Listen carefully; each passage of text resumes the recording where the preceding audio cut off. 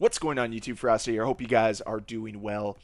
I don't think it's much of a secret that I'm not very content with the current state of Call of Duty. And frankly, I'm not very optimistic about its future either.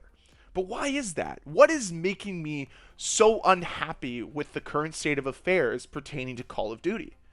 Well, I think I've narrowed it down. Activision and its developers for Call of Duty are petrified of taking risks. They are so scared to take risks and to potentially flop something that they just stop taking risks altogether, and they play it so beyond safe that you get a game as soulless as Modern Warfare 2. I've talked about this before. I do believe that Modern Warfare 2 is soulless.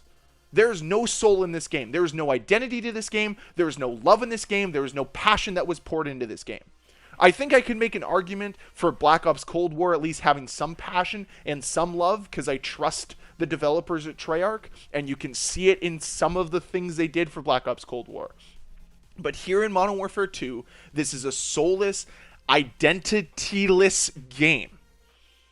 And I think it's because of the fact that Infinity Ward and Activision do not want to take risks.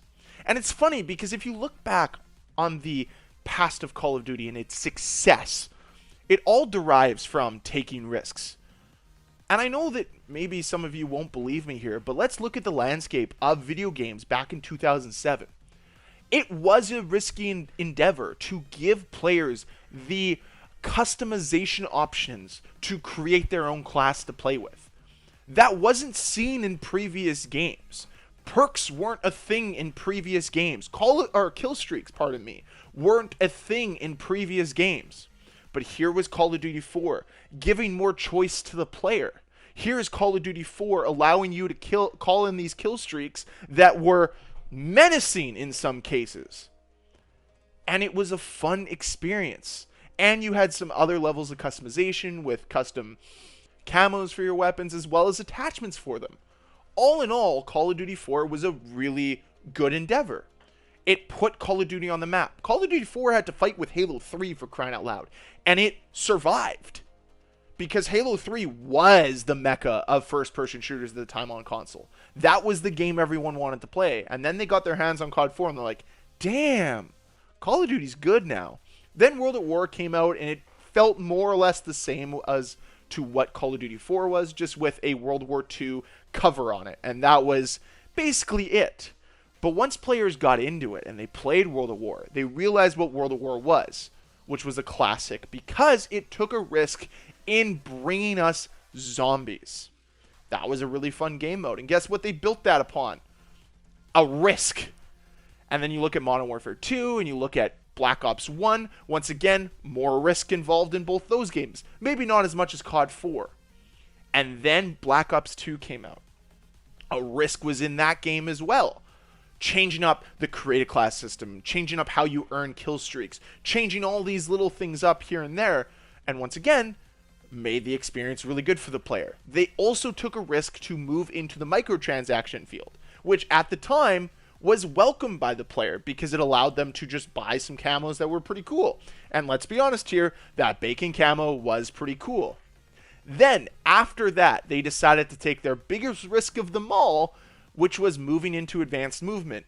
And I won't be an advanced warfare defender. I didn't like the game, but I don't think it was necessarily the advanced movement that killed it, because the advanced movement overall was kind of okay. It was fun at times. It was a nice departure from regular Call of Duty.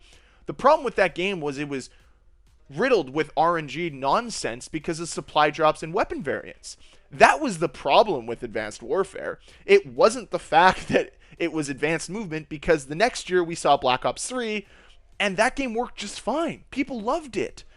The Specialists, another risk that landed for a lot of people, including myself.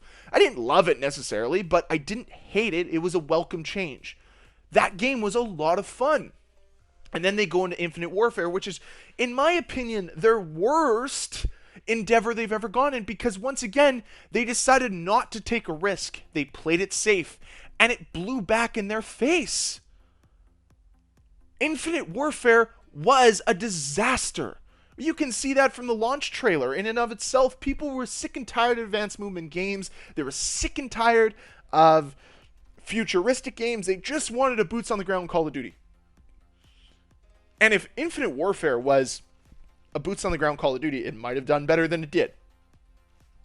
Frankly, the only reason why I think Infinite Warfare did well at all was because they bundled it up with Modern Warfare Remastered, which was a ton of fun, and I miss that game dearly. It's basically dead at this point, but I love that game for what it is. Anyways, the next year they come out with World War II. And I'm going to say something controversial here. I really liked it. I don't think it was much of a risk to go back to the World War II setting either, because we hadn't had it for so long, and the community wanted it. Did they deliver with everything they did? No. A lot of the risks they took with their factions, or with the Salt class and the Submarine class and all that other stuff, those risks that they took, they fell on deaf ears. But guess what? They fixed it. They made it better, and they made the game, as a result, pretty darn good, because they did something that Activision refuses to do now, which is listen to community feedback. World War II and its success is completely due to the fact that they listened to the community. And then you have, what came out next? Was it Black Ops 4? Which, again, pretty good game. They didn't deviate too much from what Black Ops 3 did, but they still made a pretty decent game. Sure, I've shit on that game before, but it's an okay game. It is what it is. I don't think it's amazing. I don't think it's terrible. And then Modern Warfare 2019 comes out. And for Call of Duty and for Infinity Ward and for Activision, they felt this was a risky endeavor. They felt that Modern Warfare 2019 was a risky game. But it wasn't. It was the first time that we saw them go to this soulless, lifeless type of game. Because that's what Modern Warfare 2019 is. It's soulless, it's lifeless, it lacks an identity. Advanced Warfare is a bad game, but it still has an identity. Infinite Warfare is a bad game, but it still has an identity. As a Black Ops 3 clone that is done so poorly, it's unbelievable. But at the end of the day, it still has its identity. Modern Warfare 2019 felt like a bad ripoff of previous Call of Duty games. Felt like they were trying to reimagine COD 4 and failed miserably. And because of that, it was a failed endeavor. But for them, that was their big risk, and it wasn't much of one anyways. Then we all know what happened with Cold War, and then once again, they decide to just reskin Call of Duty Modern Warfare 2019 into Call of Duty Vanguard, and then do it again with Modern Warfare 2.